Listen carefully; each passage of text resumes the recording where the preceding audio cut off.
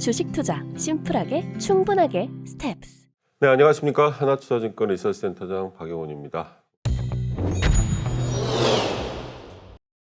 오늘은 두 가지 정도 주제에 대해서 말씀을 드릴게요. 요즘 뭐 세상이 하도 격변하다 보니까 제가 어떤 생각을 하고 주제를 정할까 하다가도 이게 또 상황이 많이 바뀌다 보면 여러 가지 많은 생각이 들게 하는 시기입니다. 오늘 드릴 말씀은 이제 크게 가스하고 이제 그 석유 제품에 대해서 좀 말씀을 드릴까 합니다.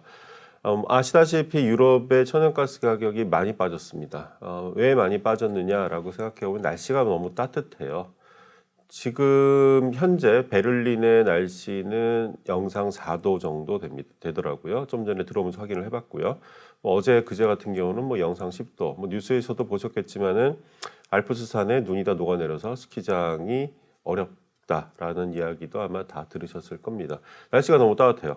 작년에도 사실 따뜻했거든요. 작년 제가 기억하는 거는 12월 25일 크리스마스 때도 영상 기온이었습니다. 그 덕을 좀 많이 보고 있죠. 그때 말씀드렸었던 부분이 뭐냐면 내년에도 이거를 기대할 수 있을까라고 하는 생각을 하면 안 된다라는 말씀 드렸는데 1년 지난 지금 현재 날씨가 매우 따뜻해졌습니다. 그 덕을 좀 많이 보고 있습니다. 유럽의 천연가스 재고 비축률이요. 11월 13일, 작년 11월 13일 95.64%로 피크를 찍고 나서 12월 23일 82.9%로 낮아졌습니다. 그런데 23일 이후 작년하고 똑같이 크리스마스 시즌에서 날씨가 너무 따뜻해졌어요. 그러다 보니까 1월 2일 기준으로 비축률은 12월 23일 82.9%에서요. 지난 1월 2일 기준으로는 83.5%.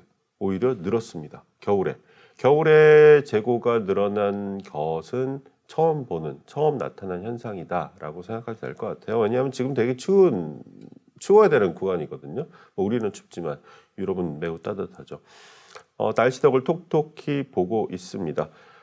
1월 2, 3일 전후로 계속 최근까지도 낮 기온 기준으로는 10도가 넘어가는 상황이 계속 지속되고 있는 상황인 거죠.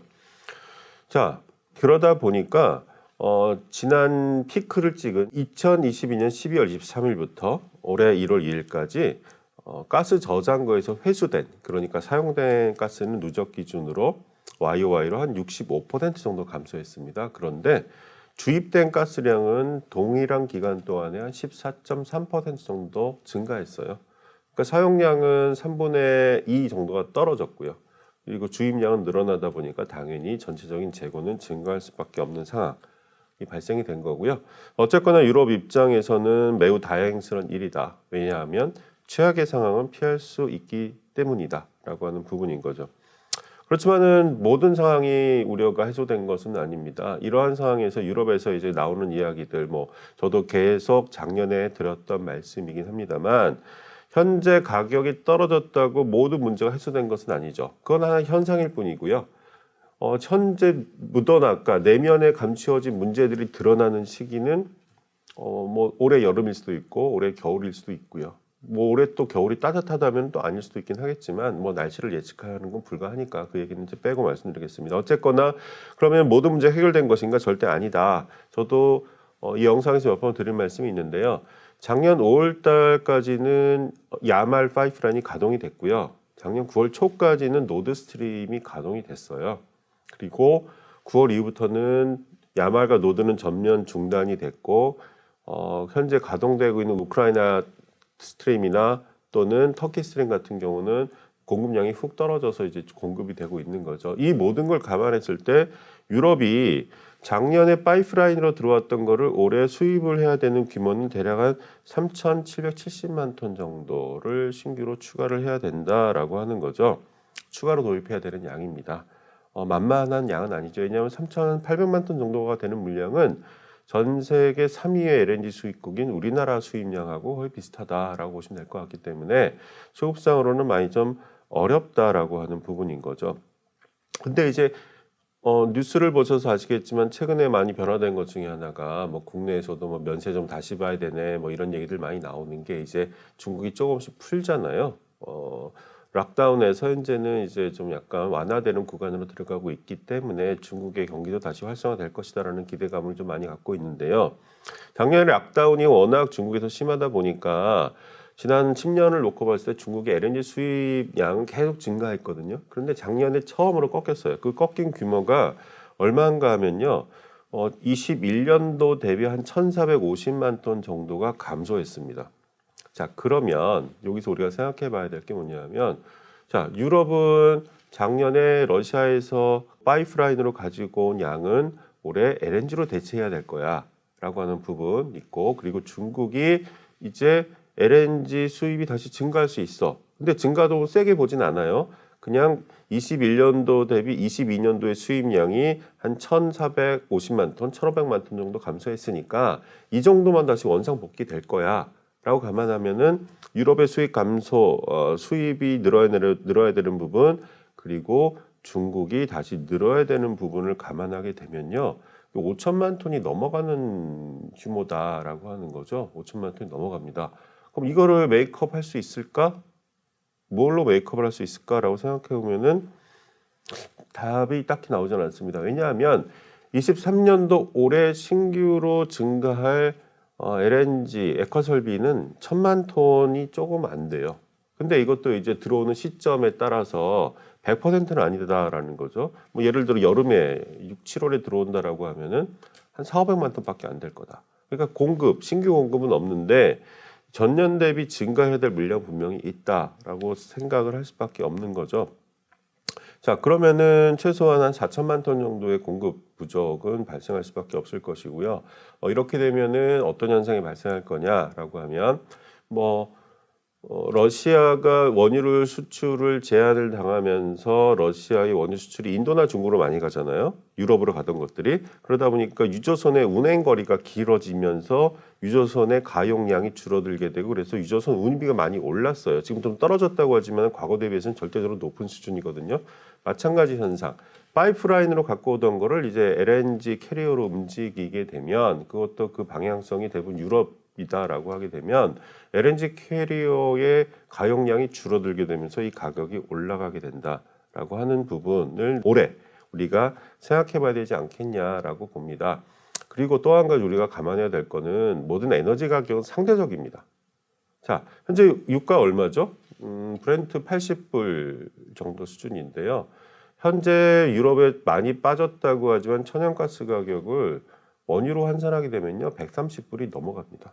130불이 넘어가요. 그러니까 50% 이상 비싸다는 얘기죠. 뭐 이런 경우가 특별한 경우를 제약은 없었으니까 이게 다 끝난 거 아니다. 그냥 빠져서 좋기는 한데 그 다음 스텝으로 가기 위해서는 더 넘어야 될 산이 있다. 지금은 약간 내리막길인데 그 앞에 이제 큰 언덕이 기다리고 있다라고 생각을 하시면 될 것 같습니다. 이거는 이제 계속 저도 상황 파악을 해가면서 다시 한번 말씀드리도록 하겠습니다. 근데 유럽 입장에서 이런 상황을 타개하기 위한 가장 좋은 방법은요, 수요가 감소하는 겁니다. 수요가 감소. 요 그래프에서 보시는 것처럼요, 이거는 뭐냐면 지난 3년간, 그러니까 21년, 20년, 19년도 유럽의 평균적인 천연가스 소비량이 있잖아요. 그게 이제 22년도 기준으로 했을 때 얼마나 줄었느냐, 평균 대비, 3년 평균 대비인 건데, 지난 10월, 11월 달 같은 경우가 거의 한 600에서 700만 톤 정도 줄었어요. 그러니까 두 달이 거의 한 1,300만 톤 정도 감소한 거죠. 유럽이 올해 작년 1월부터 11월 달까지 지난 3년간 평균 대비 천연가스 소비 감소량이 2,750만 톤입니다. 2,750만 톤. 근데 이것도 이 수요가 다시 올라온다. 물론 그럴 가능성은 없지만 이 수요의 절반 정도만 회복된다고 하더라도 큰 문제가 발생할 수밖에 없다. 가격이 보여지는 게 다가 아니다라는 말씀을 드리고 싶습니다. 또 한 가지는 뭐냐면 이제 중국 이야기입니다. 중국 이야기. 12월 5일 날 유럽이 러시아 원유 수출 가격 상한제를 확정을 했죠. 그게 배럴당 60불입니다. 유럽이 공을 러시아로 던졌는데 그 넘어간 공이 되돌아오지 않았어요. 물론 이제 지난 연말에 푸틴이 한마디 했죠. 러시아의 원유 수출 상한제를 도입하는 국가에 대해서는 원유 수출하지 않을 거야. 근데 이게 아무짝에도 쓸모없는 말이죠. 왜냐? 지금 현재 러시아 대표 유정이죠. 러시아 원유 생산의 거의 70%를 차지한 우랄 크루드가 가격이 어제 기준으로 50불입니다. 브렌트 대비 마이너스 30불 수준이에요. 왜 이런 현상이 발생했느냐? 저도 한번 그런 말씀 드린 바 있었던 걸로 기억을 하는데 뭐냐면 러시아 원유를 사는 국가들은 제한돼 있어요. 주로 이제 인도와 중국인데 이들이 러시아에게 요구할 수 있는 거는 야, 너희 유조선 한 200만 배럴짜리 대형 VLCC 유조선 이거 보험 안 되잖아. 그러면 싸게 줘라고 얘기할 수밖에 없다. 러시아는 뭐 그래도 팔 수밖에 없다. 이런 상황인 거죠. 결국에 이제 이런 것들이 러시아의 공적 자금 압박으로 이어질 텐데, 자 어쨌거나 러시아 원유 수출은 뭐 크게 줄지 않았어요. 계속 나가고 있습니다. 좀 줄었던 부분은 유럽을 향한 양 분명히 줄은 건 맞아요. 유럽은 이제 궁극적으로 제로 베이스로 끊어버릴 생각이니까요. 그래서 이 부분이 인도, 중국으로 많이 갔고요. 그러다 보니까 가격을 말씀드린 것처럼 보험 문제가 걸려 있기 때문에 제대로 평가를 받고 있지 못하는 상황이고요. 자, 이 상황에서 이제 중국이 지난주에 중요한 발표를 하나 했습니다. 중국 같은 경우는 그 석유 제품, 예를 들어서 가솔린, 디젤 같은 이 석유 제품의 수출을 국가에서 주도하는데요. 이 그래프를 보시면 아시겠지만요. 2022년도에 중국의 석유 제품 수출량이 많이 줄었어요. 쿼터보다도 좀 더 많이 떨어진 현상인 거죠. 중국은 아시아 최대 석유 제품 수출국입니다. 그래프에서 보시는 것처럼 19년, 20년도에 가장 많은 양 수출했죠. 그런던 수출량이 22년도 작년도에 거의 반토막이 나버렸거든요. 그런데 작년엔 다 아시다시피 러시아 전쟁, 우크라이나 전쟁으로 인해서 디젤 가격이 많이 올랐죠. 왜? 러시아가 세계 최대 디젤 수출국이니까. 그런 상황에서 중국도 수출이 많이 줄었어요. 그러다 보니까 이제 디젤 가격이 미친 듯이 올라가 버렸죠. 지금도 떨어지긴 했습니다. 유가 때문에 떨어지긴 했습니다만은 그래도 유가 80불에 배럴당 한 125불 정도 하고 있는 상황인 거죠. 낮아지긴 했습니다. 이게 뭐 170, 180까지도 갔으니까요. 자, 그런데 중국 정부가 올해 지난주에 1차 쿼터를 발표했어요. 중국은 통상적으로 1년에 한 3번에서 4번 정도의 쿼터를 발표를 하는데요. 1차 쿼터 발표 그 규모가 작년도 대비했을 때 많이 늘었습니다. 어느 정도 늘었냐면은 46% 정도 늘었습니다. 아, 이렇게 되면 중국의 디젤 수출 또는 가솔린 수출이 많이 나올 겁니다. 근데 중국 입장에서는 지난 코로나 시기에는 일단 수요도 좋지 않았고 환경 문제나 이런 이슈도 있기 때문에 수출을 제한을 했어요. 근데 지금 상황이 어떠냐면요. 정유사들의 마진이 너무 좋아요. 특히 디젤 같은 경우가 중국은 디젤을 과거에도 제일 많이 수출했으니까. 그런데 러시아 도입 원유는 매우 싸잖아요. 그러니까 도입가는 낮아지는데 판가는 높아져. 이런 상황을 중국 정부가 이용하지 않을 이유가 없다. 양빵으로 먹을 수 있는 거지 않습니까? 그리고 아시다시피 시노팩이나 이런 것들은 국영 기업이기도 하고요. 그래서 중국 정부는 일단 코로나를 어느 정도 완화하고 나서 두 가지 효과를 누릴 수가 있을 것 같아요. 그동안 이제 가동률이 낮았었는데 가동률을 좀 높이게 되면 내부 수요가 일단 증가할 거니까요. 코로나 해제 이후에 어느 정도 재고를 쌓을 수 있을 것이고, 그리고 재고가 좀 많이 남게 되면 이거를 수출을 통해서 시노팩은 더 많은 돈을 벌 수 있을 것이고, 그리고 러시아 원유는 계속 낮아질 것이고, 그리고 2월 5일에는 원유에 이어서 러시아 석유 제품 수출 가격 상한제가 도입이 될 텐데 12월 5일의 경험을 놓고 봤을 때는 이게 앙등의 효과보다는 오히려 좀 낮아지는 효과. 왜냐하면 걔네들 보험 적용이 또 안 될 테니까. 그런데 그렇게 되면 러시아는 어쨌거나 팔려고 하는 니즈가 되게 강할 건데 못 팔 수도 있겠다. 왜냐하면 유조선은 워낙 사이즈가 커요. 200만 배럴 사이즈니까. 근데 이 석유 제품 운반선은 그 정도 사이즈 작거든요. 그러니까 이것도 되게 애매한 문제예요. 그러니까 어떻게 될지는 모르겠으나 러시아 쪽에서 나오는 물량이 지금보다 늘진 않을 거다. 근데 지금 마진 되게 좋다. 그러면 중국 입장에서는 러시아에서 원유 싸게 도입하고 우리는 이걸 정제해서 비싸게 팔고 이러면은 앞서 말씀드린 것처럼 양빵으로 먹을 수가 있겠다. 더 많은 이익을 얻을 수 있겠다라는 생각 안 할래야 안 할 이유가 없겠다라고 봅니다. 그렇기 때문에 중국 정부가 올해 1차 쿼터, 이게 저한테는 제일 큰 관심사였거든요. 늘릴 거다라고 하는 거는 확신이 있었으나 어느 정도 늘릴까? 일단 46%로 늘렸습니다. 그러면 2차, 3차 쿼터 남아있을 텐데 현재 마진이 매우 좋으니까 줄이진 않을 것이고 늘려나갈 거다. 근데 이게 시장에 어떤 영향을 줄 것이냐라고 하는 부분인데요. 디젤 가격이 작년처럼 스파이크가 나면서 움직일 일은 없을 것이다. 왜? 작년에 중국도 수출을 안 했으니까. 근데 올해는 중국 수출을 늘릴 가능성이 매우 높고, 그렇게 되면 어떤 일이 발생하더라도 이 석유 제품 가격은 작년처럼 이렇게 변동성이 크게 확대되지는 않을 가능성이 매우 높다. 왜? 중국 때문에. 이런 상황을 러시아 입장에서 생각해 보면은 짜증나겠죠. 짜증나겠죠. 세상에 영원한 적도 없고 영원한 동지도 없다.